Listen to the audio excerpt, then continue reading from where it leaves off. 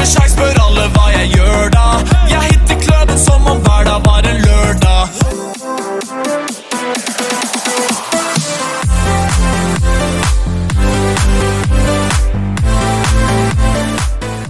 Warahmatullahi wabarakatuh. Dan selamat pagi anak-anakku sekalian, berjumpa lagi dengan saya Ibu Rianti sebagai guru BK kalian di SMA Negeri 2 Sangatta Utara. Pada video pembelajaran kita hari ini, Ibu akan menyampaikan sebuah layanan informasi yang mana kita mengambil tema dengan UMI. Sebelum itu, Ibu akan sampaikan beberapa tujuan daripada layanan pada hari ini. Pertama adalah agar kalian mampu memahami diri kalian sendiri. Kemudian yang kedua adalah agar kalian juga mampu memahami empat ruang yang ada di dalam diri kalian masing-masing. Dan yang terakhir, yang ketiga adalah agar kalian mampu mengoptimalisasikan diri kalian sebagai pribadi. Baiklah anak-anak, kita akan memulai saja pada layanan pada pagi hari ini, yaitu kita awali dengan proses pengenalan diri. Anak-anakku sekalian, tahukah kalian bahwa pribadi manusia itu terbentuk dari pengalamannya berhubungan dengan orang lain sejak lahir sampai akhir hayatnya. Nah, itulah sebabnya anak-anakku, kenapa antara si A dengan si B itu memiliki karakter yang berbeda. Karena apa? Karena proses pengenalan dirinya berbeda. Sekalipun mereka adalah anak kembar, pasti mereka ada titik perbedaan pada diri mereka masing-masing. Nah, terlebih kalian yang notabene adalah terlahir dari orang tua yang berbeda, sehingga memiliki kepribadian yang unik. Karena apa? Pada dasarnya manusia adalah sebagai makhluk sosial, yaitu mereka selalu berhubungan dengan orang lain secara naluriah. Dan dari hubungan inilah tumbuh kembanglah dia, sehingga pengalaman itu yang akan membuat pribadi manusia memiliki karakter masing-masing yang unik. Misalkan si A terlahir dari seorang ibu yang sabar misalnya, terus kemudian di dalam keluarganya juga menerapkan segala sesuatunya harus menunggu misalnya, maka akan berbeda pada kalian yang dibesarkan di lingkungan keluarga yang memiliki karakter disiplin yang ketat, misalnya harus apa-apa dengan segera, harus buru-buru dan lain sebagainya. Inilah yang disebut dengan proses pengenalan diri. Nah, selanjutnya anak-anakku sekalian, mari kita tengok gambar di samping ini ya. Ini adalah gambar apa anak-anakku sekalian? Iya, gambar jendela. Maka pribadi itu dapat diibaratkan sebagai sebuah jendela dengan tirai yang menutupinya. Kalian bayangkan jendela ini adalah masih tertutup. Maka itu adalah sama, dia seolah-olah adalah diri kalian yang masih tertutup oleh tirai ya. Akan tetapi jika kita singkap, maka kita akan melihat sebuah jendela dengan 4 bidang di dalamnya. Baik, jendela ini tertutup, kalian bayangkan, maka kalau kita melihat sebuah jendela yang masih ada tirainya, apa yang akan kita lihat anak-anakku sekalian? Iya, betul. Tidak akan melihat apa-apa ya. Baik, sekarang kita buka tirainya. Nah, ketika dibuka, maka kita akan bisa melihat pemandangan yang indah di luar sana. Ibaratnya adalah ketika kita membuka hati, membuka diri kita, ibarat ini sebuah jendela, maka kita tahu, oh ya Allah, ternyata saya orangnya seperti ini. Oh, ternyata saya tuh kok gini ya. Wah, ternyata saya ini mudah sekali emosi dan mudah marah ya. Nah, baru tahu. Jadi melalui jendela ini adalah biasa kita sebut dengan jendela johari ya, atau bahan renungan introspeksi diri. Kalau kita selama jendela hati kita tidak terbuka, atau bahkan kita sendiri yang tidak mau membukanya, maka akan nampak suram, atau tidak akan terlihat apapun gitu di dalam diri kita, masih menutup diri terus ya, tidak membuka membuka hati, sehingga apa yang ada di dalam diri kita seperti potensi baik kita itu tidak optimal kita kembangkan karena kita tidak tahu seperti apa yang ada di dalam diri kita. Baiklah anak-anakku yang berbahagia, kita akan langsung menengok apa itu 4 ruang yang ada di dalam diri kita, yaitu kita sebut dengan jendela johari atau 4 ruang, 4 bidang ya. Nah, teori ini itu adalah tentang keterbukaan diri pribadi dalam berhubungannya dengan orang lain, anak-anakku sekalian. Nah, kita tengok di ruang yang pertama, yaitu di sini ada ketika kita singkap jendela di hati kita atau pada diri kita, maka yang pertama kita akan melihat adalah ruang terbuka. Yang pertama adalah ruang terbuka. Ruang apa itu ruang terbuka? Pengertiannya adalah ruang terbuka adalah ruang di mana aku tahu dan kau pun tahu.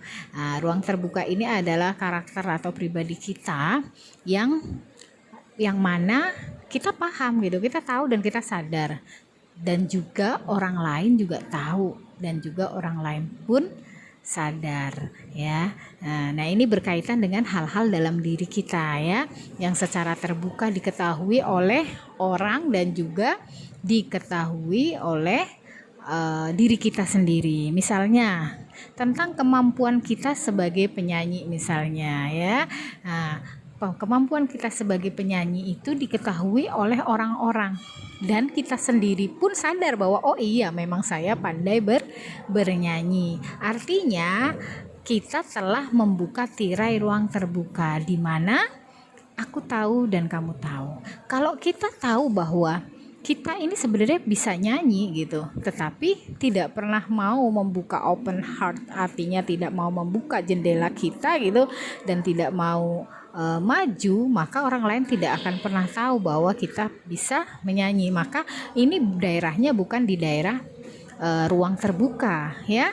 Nah, seperti itu. Jadi ketika kita sudah paham bahwa kemampuan diri kita adalah menyanyi, sekali-kali tunjukkan kepada orang lain bahwa kita bisa menyanyi, sehingga itu akan menjadi satu daerah terbuka atau ruang terbuka. Baik, kemudian yang kedua ada di situ yaitu ruang buta ya.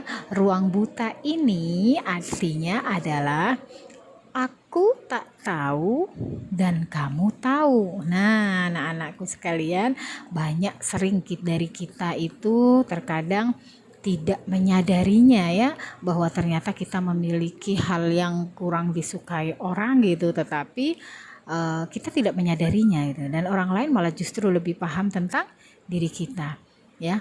Ruang kedua ini atau kita sebut dengan ruang buta ini ada kalanya kita ini tidak melihat diri sendiri ya, tapi orang lain justru yang benar-benar paham tentang kita. Kok bisa? Ya berarti kita berada di ruang buta.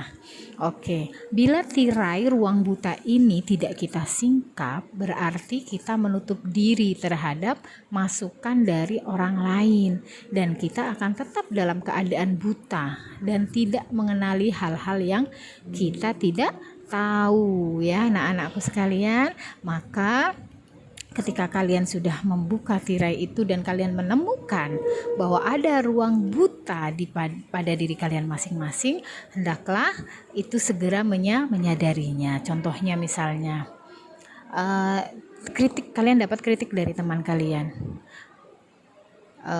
jangan terlalu cerewet misalnya ya. Padahal saya tidak merasa saya cerewet gitu, tapi orang lain merasa bahwa kita cerewet misalnya. Maka ketika ada masukan dari orang lain, kamu tuh sebenarnya cerewet gitu, kurang-kurangilah dikit, rem-remlah dikit. Nah, kita terima masukan itu dengan baik, maka hal itu akan merubah diri kita ya. Jadi kita akan semakin optimal ya dalam pengembangan dirinya. Baik anak-anakku, sekarang kita lanjutkan yang ketiga. Yang ketiga, di situ ada ruang rahasia. Nah, ketika kita singkap tirai dalam jendela diri kita, kita menemukan ada ruang rahasia. Apa itu? Yaitu kau tak tahu, tapi aku tahu. Nah, biasanya kita ini selalu memiliki hal-hal yang perlu dirahasiakan, ya kan? Bahkan rahasia itu apa sih cirinya? Rahasia itu yaitu ketika kita melakukan sesuatu orang lain tahu tuh kita gelisah. Nah, itulah rahasia, ya. Jadi apa itu? Jadi dalam hidup kita itu pasti ada, semua individu pasti memiliki rahasia. Misalnya apa? Contoh, rahasia rumah tangga, persoalan pribadi, persoalan suami istri, rahasia jabatan, bahkan rahasia individualistik misalnya. Contoh misalnya berfantasi dan lain-lain hal gitu yang kurang baik, itu adalah merupakan rahasia kita, anak-anakku, ya. Nah, misalnya contohnya masalah biasanya kita simpan dalam ruang rahasia, di mana hanya aku yang tahu, kamu tidak tahu. Nah, tapi bila kita berdiam diri dan tidak mengungkapkan isi hati kita kepada orang lain tidak akan tahu dan kita tidak mendapat masukan, sehingga kita dikucilkan orang. Jadi anak-anakku sekalian, bahwa di dalam ruang terbuka ini hendaknya di dalam diri kalian itu sedikit saja. Ibarat 100%, maka kalau bisa 5% aja lah, ya. Jadi jangan terlalu banyak merahasiakan sesuatu, karena beban itu akan terjadi pada diri kalian sendiri atau menimpa kepada diri kalian sendiri. Ketika orang berbedakan, coba ketika kalian melihat orang yang hidupnya penuh dengan rahasia, orang itu pasti akan sangat pendiam, minder, murung sendiri dan lain sebagainya. Efeknya akan sangat buruk buat perkembangan diri kalian. Baik, oke, yang terakhir, ya. Yang terakhir, di situ ada ruang gelap. Nah, apa itu ruang gelap? Ruang gelap adalah aku tak tahu, tapi kau juga tak tahu. Nah, artinya ini satu ruang yang unik gitu, ya. Jadi kita juga tidak sadar, orang lain juga sebenarnya tidak menyadarinya. Jadi lebih banyak manipulasi di dalam hidup, ya. Apa itu? Yaitu dia merupakan di mana aku tidak tahu, kamu tidak tahu. Ruang ini tuh merupakan simpanan dari hal-hal yang tidak kita sadari dan tidak diketahui orang. Tirai ini itu dapat kita singkap bila kita banyak berhubungan dengan orang lain dan kita membuka diri serta menerima masukan dari orang lain. Karena yang tidak ku ketahui mungkin saja diketahui oleh orang lain. Jadi hendaknya kita senantiasa berhubungan dengan hati nurani kita yang merupakan pelita dalam kegelapan. Nah, gak usah sungkan-sungkan, sering-sering kita melakukan instrumentasi atau evaluasi diri, ya. Sehingga apa yang terkadang muncul dalam diri kita, itulah sebenarnya diri kita. Itulah anak-anak daripada materi 4 bidang atau 4 ruang jendela Johari yang Ibu sampaikan. Tibalah kita saatnya untuk merefleksi diri. Apa yang perlu kita refleksi pada pagi hari ini, anak-anakku sekalian? Yaitu Ibu akan sampaikan bahwa tak ada satupun manusia yang sempurna. Setiap orang pastilah mempunyai kekurangan dan kelemahan. Namun demikian anak-anakku sekalian, bahwa ingatlah Tuhan tidak akan membiarkan makhluk ciptaannya lemah dan tak berguna. Demikianlah materi layanan pada pagi hari ini. Semoga bisa bermanfaat untuk kehidupan kalian semua. Apabila ada salah kata dari Ibu mohon maaf. Sekian dan Assalamualaikum warahmatullahi wabarakatuh.